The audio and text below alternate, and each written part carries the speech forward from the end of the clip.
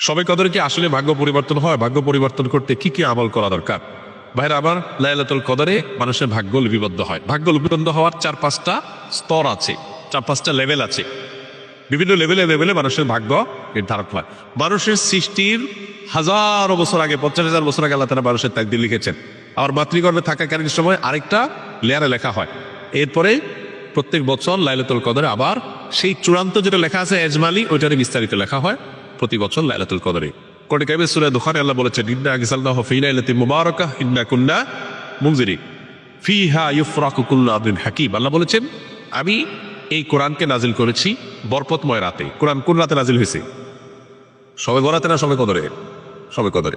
সেই রাতে আল্লাহ বলছেন ফীহা, অর্থাৎ সেই বরকতময় রাতেই ইউফরাকু কুল্লু আমরিন হাকীম, সব গুরুত্বপূর্ণ বিষয়গুলোকে আল্লাহ তাআলা ধার্য করেন। তো এখান থেকে বোঝা যায় লাইলাতুল কদরে সব মানুষের ভাগ্য নির্ধারণ। এখন কত ভাগ্যের জন্য ভালো নির্ধারণ, তার জন্য কি করার আছে?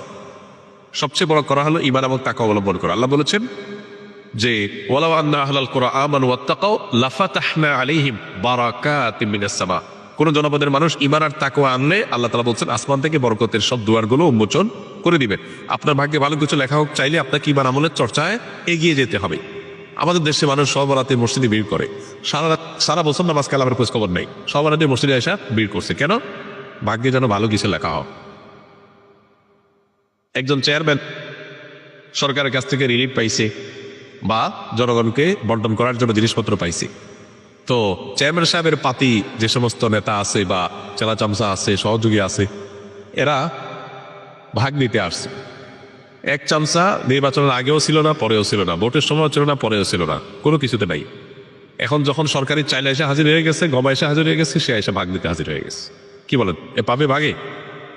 আর যে সবসময় ছিল, ও যদি এদিন হাজির নাও হইতে পারে, তারপরে চেয়ারম্যান সাহেব তার জন্য ঠিকই রেখে দিবে যে তুমি এগুলো বন্টন করো তোমার এলাকাতে। তো একইভাবে আল্লাহ রাব্বুল আলামিনের আনুগত্য যদি আমরা সবসময় করি, ইনশাআল্লাহ আল্লাহ আমাদের নসিবে ভালো কিছু দিবেন। এক রাতের ইবাদত করে সব নিজের পক্ষে নিয়ে নিবা, সারা বছর আকাম কাম করবো, এটা সঠিক পদ্ধতি না। দ্বিতীয়ত হলো লা ইয়ারুদ্দু তাকদীর ইল্লা দুআ।